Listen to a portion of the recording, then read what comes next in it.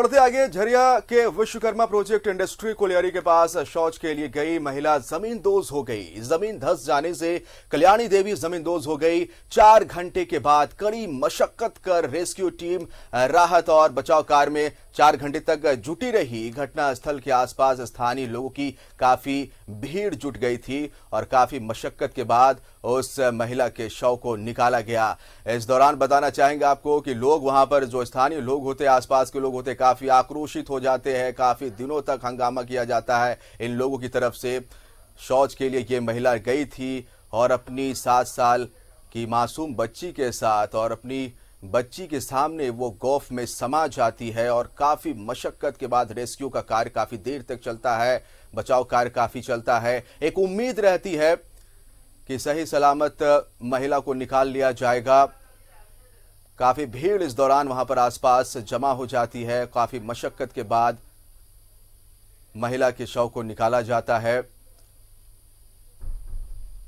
लोग काफी आक्रोशित हो जाते हैं। ये कोई नई बात नहीं है झरिया के लिए। अगर झरिया की हम बात करेंगे, विस्थापन का जो दंश है वो झरिया झेल रहा है और लगातार मांग होती रही है कि जो विस्थापित लोग हैं उनके विस्थापन के लिए सही और जल्द से जल्द उन्हें सही जगह पर विस्थापित किया जाए ताकि इस तरह के खतरे से बचा जा सके। क्योंकि झरिया की हम बात करेंगे तो वहां पर अक्सर गौफ बनने की घटना देखी जाती है। कई बार हादसे होते हैं, कई बार डर बना रहता है कि जमींदोज घर हो जाएंगे, मकान हो जाएंगे, लोग जमींदोज हो जाएंगे।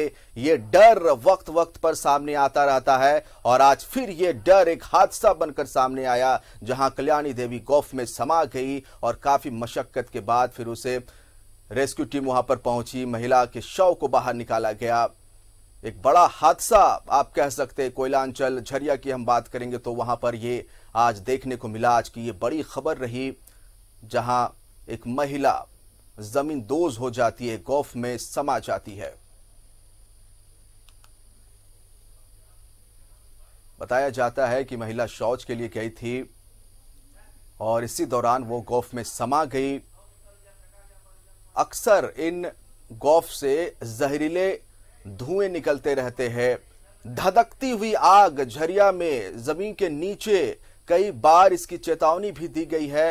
हालांकि जो लोग होते हैं वहां पर, विस्थापित लोग हैं, उनके लिए भी काफी परेशानी है। वो लगातार प्रबंधक से गुहार लगाते रहते हैं कि उन्हें सुरक्षित जगहों पर भेजा जाए, क्योंकि ऐसी जगहों पर रहना या फिर ऐसी जगहों पर जाना खतरे से खाली नहीं। और आज वही देखा भी गया।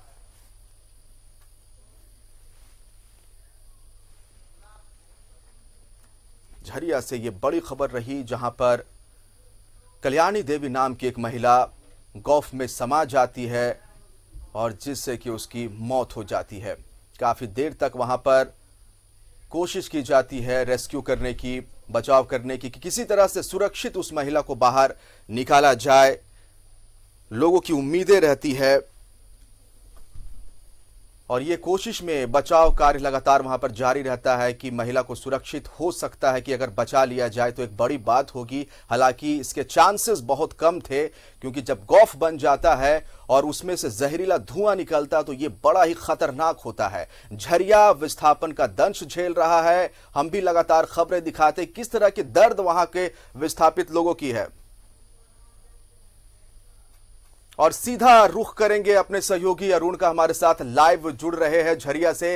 अरुण, ये कोई नई बात नहीं है झरिया की। विस्थापन का दंश झरिया के लोग झेल रहे हैं। गौफ लगातार झरिया और आसपास के इलाके में बनता रहा है, जिसे लगातार एक खतरे की घंटी के तौर पर देखा जाता रहा। लोग लगातार प्रबंधक से भी गुहार लगाते रहे हैं कि उन्हें सही जगह पर, सुरक्षित स्थान पर बसाया जाए। और आज देखिए एक बड़ा हादसा हो गया। एक महिला जमीन में समा गई और उसकी मौत हो गई। पूरी जानकारी आपसे चाहेंगे। देखिए जिसान, निश्चित रूप से कहें तो ये जो झरिया के रूप में बीसीसीएल ने एक जो कलंक का एक बहुत बड़ा धब्बा दे रखा है और गाहे बगाहे इस तरह की घटना आम है। कहां भूधसान हो जाएगी, किधर से गैस रिसाव हो जाएगा, किधर घर धस जाएंगे, कहना मुश्किल है।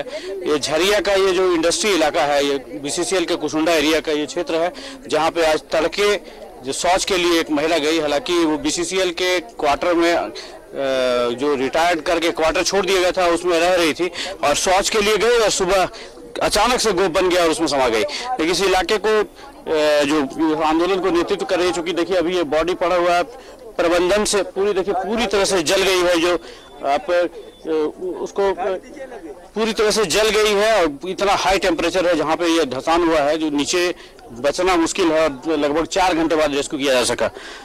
रागिनी सिंह जी है भाजपा नेत्री फसूर से ही इस आंदोलन में कर रही हैं, यहाँ पे संभाल बैठी हुई भी धरने पे। अब क्या डिमांड है मैडम, चूंकि बीसीसीएल ने तो जो करना है वो कर दिया।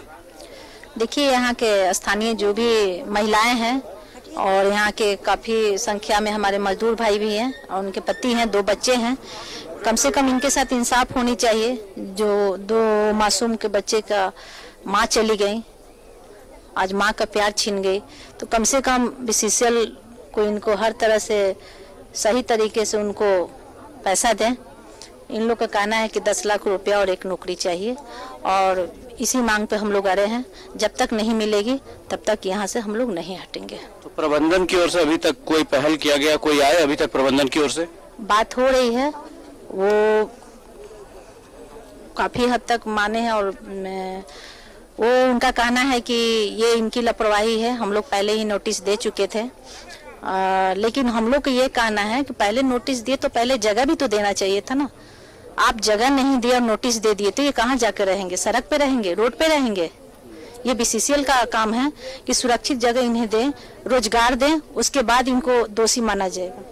मतलब जब तक प्रबंधन माने ही नहीं माने तब तक यही बॉडी पड़ा रहेगा? जब तक प्रबंधन सही इनको तरीके से इनको नौकरी नहीं मिले और सही तरीके से मुआवजा नहीं मिलेगी तब तक हम लोग नहीं हटेंगे और आंदोलन जारी रहेगी।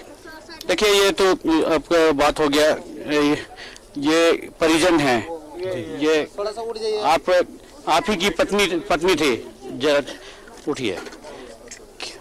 क्या नाम आपका? दिलीप बावरी। दिलीप बावरी, क्या आप कितने दिनों से यहाँ रह रहे थे दिलीप? तो ये तो मैं यहाँ, मेरा बाप दादा सभी रहता है यहाँ पर, पूरा खानदान रह रहा है यहाँ। तो ये बीसीसीएल का क्वार्टर है, जो बीसीसीएल बोल रहा है जो हम नोटिस पहले से दे रखे थे, जो ये जगह खतरनाक है, आप लोग खाली कर दिए। नोटिस मिला था आप लोग को और पुनर्वास का कोई बात हुआ था? नहीं, ऐसा कोई बात नहीं हुआ। एक बार आया था एजेंट मैनेजर, बोला कि आप लोग हटाएंगे और कह करके चला गया। अभी तक बोल के चला गया जी, अभी तक ऐसा कोई मैंने बात नहीं हुआ। कहीं बसाने की कोई बात नहीं? नहीं। तो आज सुबह कितने बजे की घटना, क्या हुआ था, कैसे पता चला? 8 बजे।